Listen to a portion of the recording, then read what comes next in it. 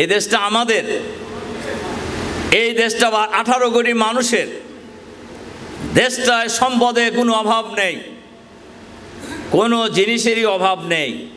অভাব হলো সৎ দক্ষ নেতৃত্বের অভাব। বাংলাদেশের মানুষের মধ্যে এই পরিবর্তনের পর বাংলাদেশের ইসলামী আন্দোলনের ভূমিকা বাংলাদেশের মানুষের মাঝে নতুন করে একটি আশার সঞ্চার করেছে, মানুষকে আবার নতুন করে ভাবার সুযোগ করে দিয়েছে। 5 তারিখে আমিরে জামাত ঘোষণা দিয়েছেন। আমিরে জামাতের ঘোষণার পর সবসময় বাংলাদেশে কোনো একটা ঘটনা ঘটলেই হিন্দুদের বাড়িঘরে মন্দিরে হামলা করে বিশেষ একটা দলের উপর দায়িত্ব চাপানোর একটা ষড়যন্ত্র সবসময় হয়েছে। যদিও প্রমাণিত হয়েছে যারা ষড়যন্ত্র করছে এই হামলাকারী তারা, কিন্তু এটা প্রকাশ করতে দেওয়া হয় নাই। এবার আমাদের নেতা আমিরে জামাত উনি প্রথমেই ঘোষণা দিয়েছেন জামাত শিবিরের লোকেরা হিন্দুদের মন্দির পাহারা দেবে, তাদের বাড়িঘর পাহারা দেবে, তাদের ব্যবসা প্রতিষ্ঠান পাহারা দেবে। এক পর্যায়ে থানা পাহারার কথা বলা হয়েছে এবং আপনারা সেটা দিয়েছেন, দেন নাই? সারা বাংলাদেশের লোকেরাই দিয়েছে, আলহামদুলিল্লাহ আলহামদুলিল্লাহ। এবং জামাত এবং শিবিরের লোকেরা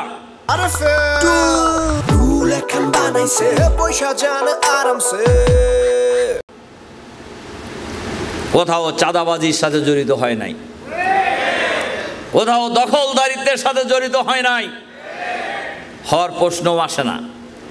তার কারণ আমরা আমাদের কর্মীদেরকে সেই ট্রেনিং দেই নেই, বরঞ্চ আমাদের সবসময় স্ট্যান্ড চাঁদাবাজির বিরুদ্ধে, সন্ত্রাসের বিরুদ্ধে, দখলদারির বিরুদ্ধে, এবং এটা থাকতেই হবে।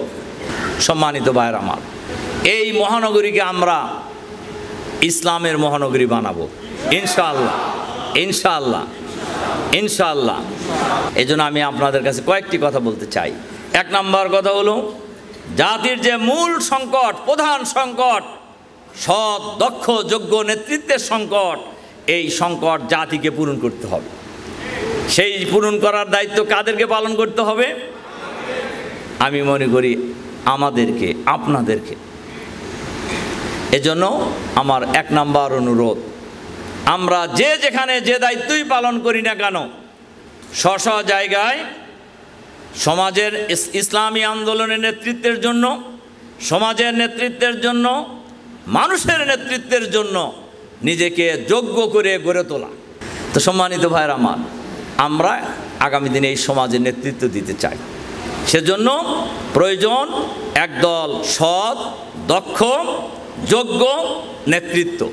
এজন্য আমরা যারা মাঠ পর্যায়ে জামাতকে নেতৃত্ব দেই, আমাদেরকে নিজেদেরকে মাঠে যোগ্য নেতৃত্ব হিসাবে নিজেকে গড়ে তুলতে হবে ইনশাআল্লাহ। আমি আপনাদেরকে যে অনুরোধটা রাখতে চাই, সংগঠনের বিরুদ্ধে ষড়যন্ত্র হবে, সংগঠনের বিরুদ্ধে ষড়যন্ত্র হইতেছে না, হইতেছে না? সামনে কি আরো হবে কি হবে না? কেন হবে? ইসলামী আন্দোলনের ইতিহাস হলো, ইসলামী আন্দোলন যখন বেশি দুর্বল থাকে তখন এক ধরনের ষড়যন্ত্র থাকে।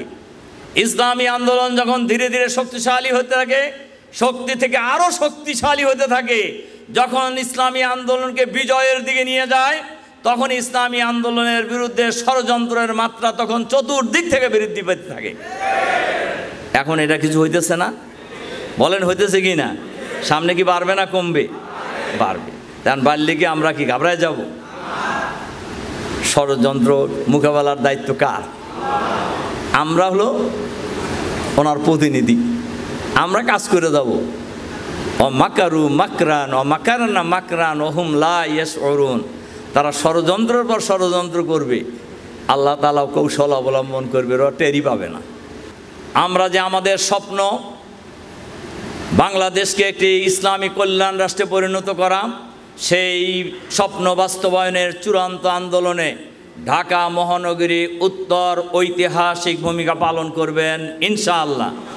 সেই প্রত্যাশা রেখে সকল জেল জুলুম নির্যাতনের অবসান হয়ে গেছে এটা মনে করার কোনো কারণ নাই। সামনে যে পরিস্থিতি আসুক না কেন সেই পরিস্থিতি ফেস করে আমরা সামনে এগিয়ে যাব। যতদিন পর্যন্ত সেই কাঙ্ক্ষিত বিপ্লব সংগঠিত না হবে ততদিন আমাদের লড়াই সংগ্রাম চলতেই থাকবে ইনশাআল্লাহ। এই দেশ হবে আগামী দিনে ইসলামের বাংলাদেশ, এই দেশ হবে আগামী দিনে ইসলামী আন্দোলনের বিজয়ের বাংলাদেশ ইনশাআল্লাহ। আমরা যদি কোরআনের সেই মর্মবাণীটাকে, কোরআনকে সব জায়গায় ছড়িয়ে দিয়ে কোরআনময় আলোকিত একটা সমাজ, ইনসাফের একটি সমাজ বিনির্মাণে আমরা যদি বজ্রকণ্ঠে আওয়াজ তুলতে পারি, ঘরে ঘরে পাড়ায় মহল্লায় স্কুলে কলেজে মাদ্রাসায় সব জায়গায়, ইনশাআল্লাহ এই সমাজ থেকে এই যে অপসংস্কৃতি, এই যে জাহেলিয়াত, এই যে মদ, এই যে ঘুষ, আপনারা বলে দিবেন মদ এবং বিশেষ করে অসামাজিক কাজের সাথে যারা জড়িত আছে এদেরকে শুদ্ধ করার জন্য ইমাম সাহেবদেরকে কিছু ওয়াজ মাহফিল আলাদাভাবে কিছু কর্মসূচি নেওয়ার জন্য আপনারা মোটিভেশন চালাবেন। আপনারা নিজেরাও করবেন। যারা মদ খায়, যারা গাঁজা খায়, যারা অসামাজিক এই যে কিশোর গ্যাং ট্যাং সহ এগুলোকে ঘৃণা না করে এগুলোকে কাছে টেনে মানুষ বানাই যদি আমরা দিতে পারি, ওদের মা বাবারও দোয়া পাবো, ওদেরও দোয়া পাবো, সমাজ কলঙ্ক থেকে মুক্তি পাবে। কারণ এই কিশোর গ্যাংকের হাতে আল্লাহ না করুক আপনার পরিবারের কেউ পড়বে না, এটা আপনি হলফ করে বলতে পারেন না। এই চাঁদাবাজের হাতে আপনি পড়বেন না, এটা হলফ করে বলতে পারেন না। এই ঘুষ দেওয়ার কাজে আপনিও বাধ্য হবেন না। যদি সমাজ খারাপ হয়ে যায় তাইলে আপনি হলফ করে এটা বলতে পারবেন না। এই জন্য ঘুষের বিরুদ্ধে, সুদের বিরুদ্ধে, মদের বিরুদ্ধে, সব ধরনের অশ্লীলতা ব্যয়াপনার বিরুদ্ধে সামাজিক যে এন্টিটিটা, সামাজিক যে ঐক্যটা, সামাজিক যে বন্ধনটা, এটাকে আরও মজবুত করে আমরা সম্মিলিতভাবে এই সমাজ থেকে সকল অসামাজিক কার্যকলাপ, সমস্ত মানবতা বিরোধী কার্যকলাপ, সমস্ত ইসলাম বিরোধী কার্যকলাপকে বিদায় জানিয়ে আমরা একটি সুন্দর, শান্তিপূর্ণ, শৃঙ্খলাপূর্ণ, ভ্রাতৃত্বপূর্ণ একটা সুন্দর সামাজিক সমাজ, কল্যাণময় সমাজ বিনির্মাণে জামাত ইসলামীর এই দায়িত্বশীলদেরকে ঐতিহাসিক দায়িত্ব পালন করার জন্য শপথবদ্ধ হইতে হবে, অঙ্গীকারাবদ্ধ হইতে হবে, আল্লাহর সাথে ওয়াদা করতে হবে যে হে আল্লাহ, তুমি এত বড় বিজয় আমাদেরকে দিয়েছ, তোমার কসমকে বলছি আমরা আর দুর্বলতা দেখাবো না। যারা রাজনীতি করে, রাজনীতির মাধ্যমে রাজনীতিকে যারা ব্যবসা হিসাবে গ্রহণ করেছে, তারা ওই রাজনীতি বাদ দিয়ে হয় ভালো মানুষ হয়ে যাবে, নাহলে দেশ থেকে পালায় যাবে। রাজনীতি কোনো ব্যবসার নাম নয়। রাজনীতি হচ্ছে মানবিকতার নাম, রাজনীতি হচ্ছে মানুষকে ভালোবাসার নাম, রাজনীতি হচ্ছে মানুষের জন্য নিজেকে বিলিয়ে দেওয়ার নাম। রাজনীতির নামে নিজের আখের গোছাবেন এই বাংলার মাটিতে জামাতে ইসলামী এবং বৈষম্য বিরোধী ছাত্ররা একবারও আর মানবে না। আমরা আর এই বাংলাদেশে কোনো বৈষম্য মানি না। এই বাংলাদেশের ছাত্রদের প্রতিটি ফোঁটা রক্তকে আমরা ভ্যালুট করে রাখতে চাই, আমরা মূল্যায়ন করতে চাই, এটাকে আমরা সফল করতে চাই।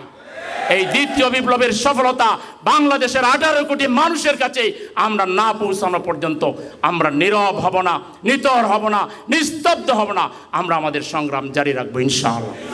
সবাইকে, এলাকাবাসী, আপনাদের পরিবার সহ আমাদের ছেলে মেয়ে, আমাদের পরিবারের সদস্যরা সবাইকে, আত্মীয় স্বজন, পাড়া মহল্লা সবাইকে আমাদের সালাম দিবেন, শুভেচ্ছা দিবেন। ইনশাআল্লাহ আমরা আপনাদের সাথে ময়দানে থাকবো।